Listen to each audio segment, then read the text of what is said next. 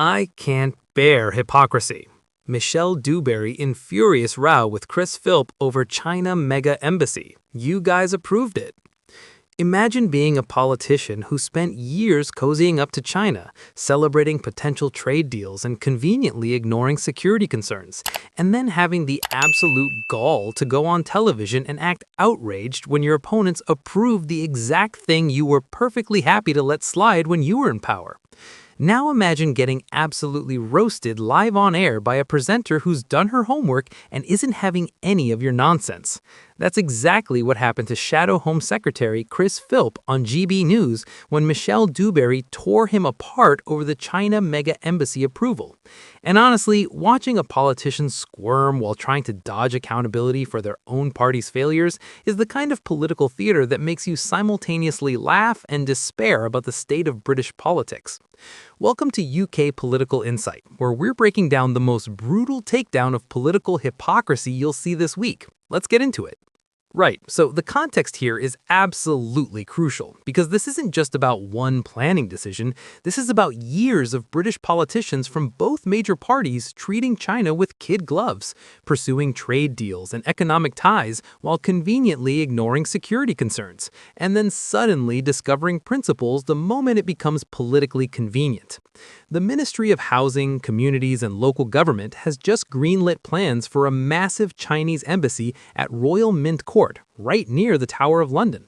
Despite widespread criticism from MPs, campaigners, security experts, and basically anyone with two brain cells to rub together about what a security nightmare this represents, Community Secretary Steve Reed has granted both planning permission and listed building consent.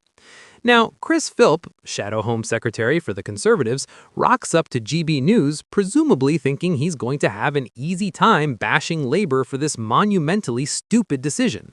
And to be fair, it is a monumentally stupid decision, but he clearly wasn't expecting Michelle Dewberry to come armed with receipts showing that actually the Conservatives were perfectly happy to let this play out when they were in government.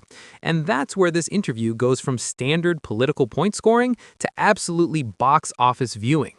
Michelle opens by reminding Philp of a letter from Boris Johnson, not some ancient historical document from decades ago, but a letter from 2018, where Boris, then Prime Minister, is practically doing backflips celebrating post-Brexit economic wins and the potential benefits of closer ties with China. That's not Michelle's interpretation, that's literally what Boris wrote. So immediately she's established that this isn't Labour versus Conservatives, this is decades of political ridiculousness where both parties have been selling out British security interests for the promise of Chinese investment. Philp's immediate response is classic politician deflection. That was years ago, times have changed, and no Conservative government ever gave this planning permission.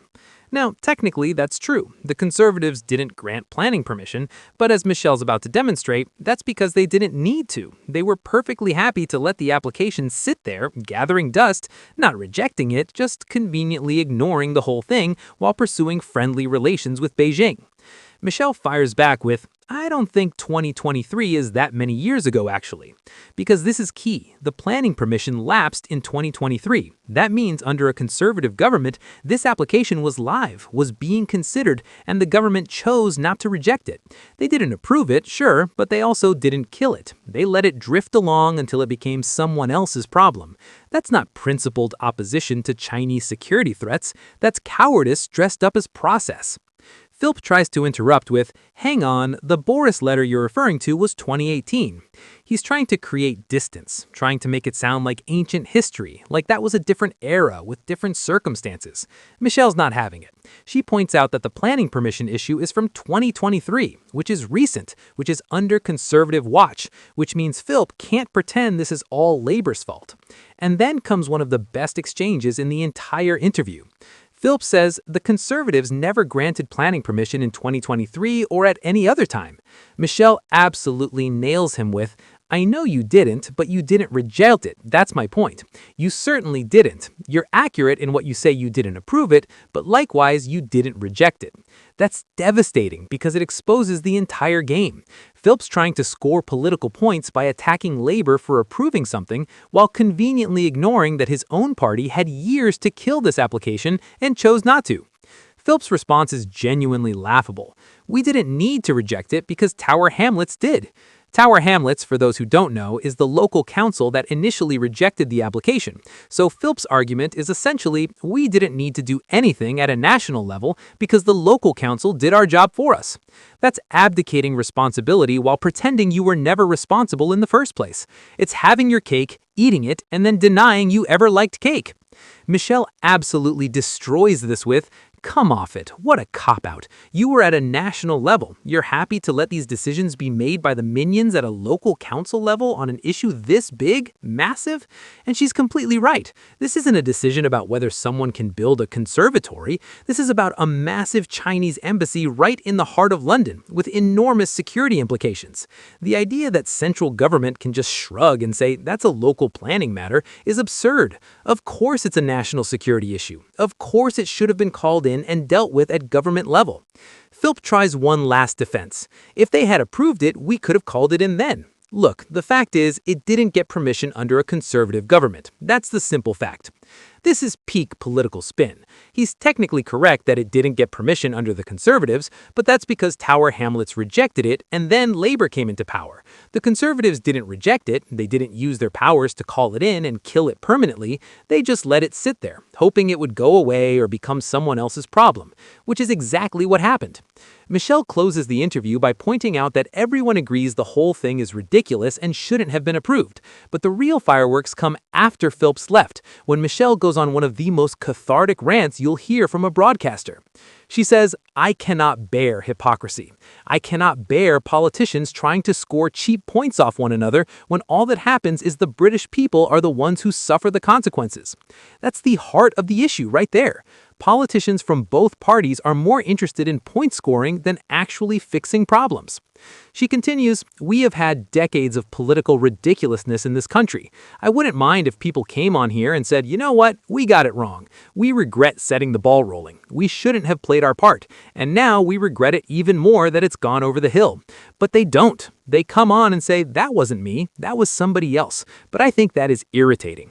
This is absolutely spot on. The refusal of politicians to ever admit their mistakes, their own complicity, their own failures is infuriating to watch. Everything's always someone else's fault. Everything's always happened before they were in charge or after they left. Nobody's ever responsible for anything. The timeline of this whole saga is worth understanding because it shows exactly how both parties have played games with British security. 2018, Boris Johnson's writing letters celebrating closer ties with China. The application for this embassy is submitted. It sits there for years. Tower Hamlets Council rejects it on security grounds in 2021. The application's appealed. Planning permission lapses in 2023 under a conservative government who do nothing to formally reject it or call it in. Labour wins the election in 2024. 2025, Labour approves it. At every single stage, politicians from both parties could have killed this permanently and chose not to. The Boris letter from 2018 is particularly damning because it shows the mindset at the time. Brexit had just happened, Britain was desperate to show it could forge new trade relationships, and China was a massive opportunity. Security concerns were downplayed or ignored because money talked louder than safety. That's not unique to the Conservatives. Labour was making similar noises at the time, but it does completely undermine Philp's attempt at portraying his party as having always been tough on China. The fact that the planning permission lapsed in 2023 is crucial. When planning permission lapses, that's essentially the application dying. The government could have just let it stay dead, but they didn't. They allowed a new application or an appeal process. That's an active choice. That's deciding not to use government powers to shut this down. Philp can claim they never approved it, but they also never killed it when they had multiple opportunities to do so. The minions at a local council level line from Michelle is brilliant because it highlights the absurdity of central government hiding behind local planning decisions on issues of national importance. Tower Hamlets Council did the right thing by rejecting this initially, but they were overruled on appeal, and central government stood back and let it happen. If the government genuinely believed this was a security threat, they had powers to intervene. They chose not to.